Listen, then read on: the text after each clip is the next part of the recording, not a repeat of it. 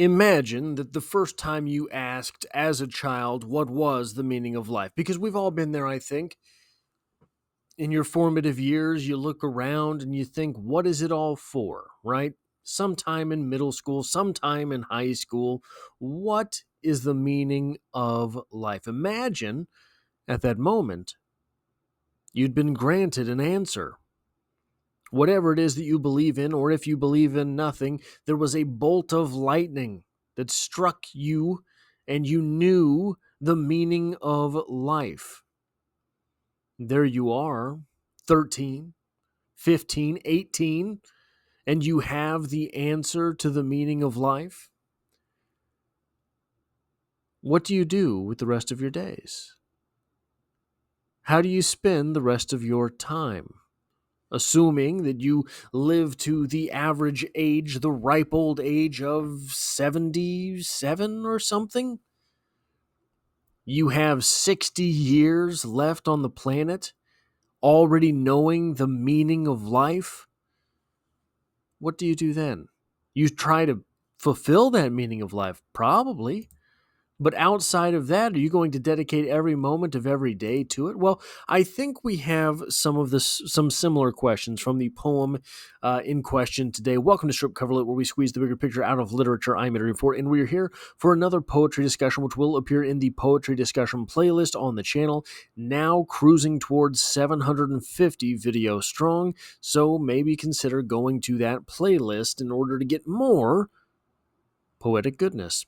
The poem in question today, He Never Expected Much, by Thomas Hardy, and it reads as such. Well, world, you have kept faith with me, kept faith with me. Upon the whole, you have proved to be much as you said you were. Since as a child I used to lie upon the leas and watch the sky, never, I own, expected I that life would be fair. 'Twas then you said, and since have said, times since have said, in that mysterious voice you shed from clouds and hills around, many have loved me desperately, many with smooth serenity, while some have shown contempt of me, till they dropped underground. I do not promise overmuch, child, overmuch, just neutral tinted haps and such.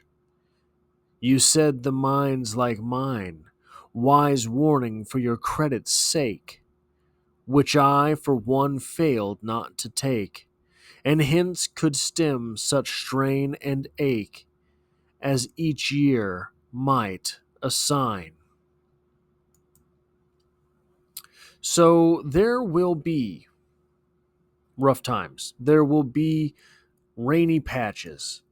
There will be all of those things. And as long as you take that in stride, you will get through. But that's not what the poem is titled. The poem is titled, He Never Expected Much. Do you? Would expectations, lofty expectations, gone unmet, mean you had a worse time of it? They've done studies that kind of suggest that. If you have low expectations, say you simplest thing to candy. They're going to give you M&Ms. How many M&Ms do you expect? And you say 2 and get 4, you end up happier than if you said you expected 8 and got 6. In the latter case, you get more M&Ms, but you end up less happy. To not expect much from life is indeed a tough go. It's a tough out to say I'm not going to go into anything with high hopes. But then at the end of things, regardless of outcome, you feel better about it. Is that an even trade-off for life? I think it depends very much on what the expectation is. And is the outcome for you or for someone else. Personally, I have very, very low expectations in my own life. I have almost no standards at all. You might be able to tell from the brief snippet of my apartment that you can see on here. But I'm never disappointed really in anything.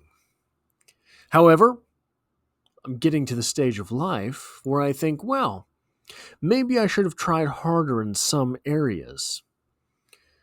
I I have a friend who is having a rough go, having a very rough go, and is bringing some aspects of life into clearer focus. Probably you can surmise what it is that I'm talking about. What kind of thing it is that I'm talking about. What would bring the end of life into sharper contrast for you?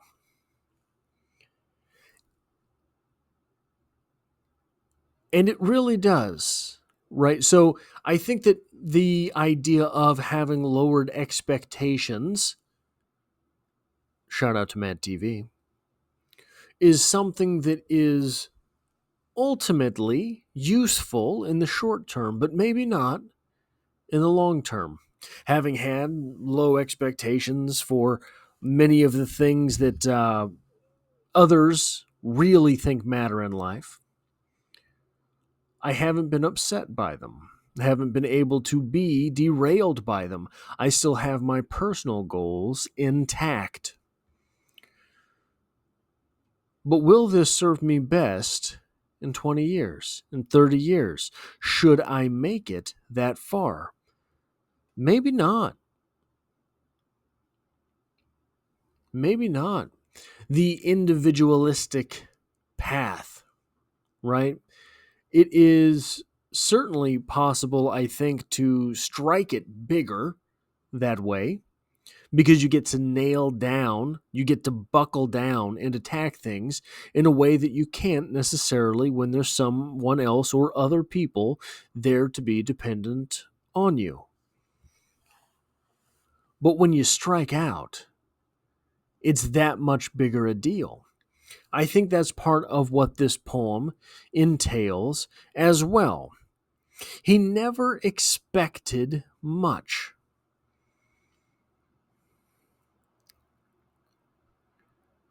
Do you want to not expect much? You know, if we take poetry as a life lesson, what we get to do through poetry, when we get to do this through short stories, through novels, through literature in general, through movies, through music, is we get to take other people's lessons and learn them for ourselves. Simply by acknowledging someone else has answered the question, it does not force us into their answer. It just lets us know that the question can be answered, should be answered.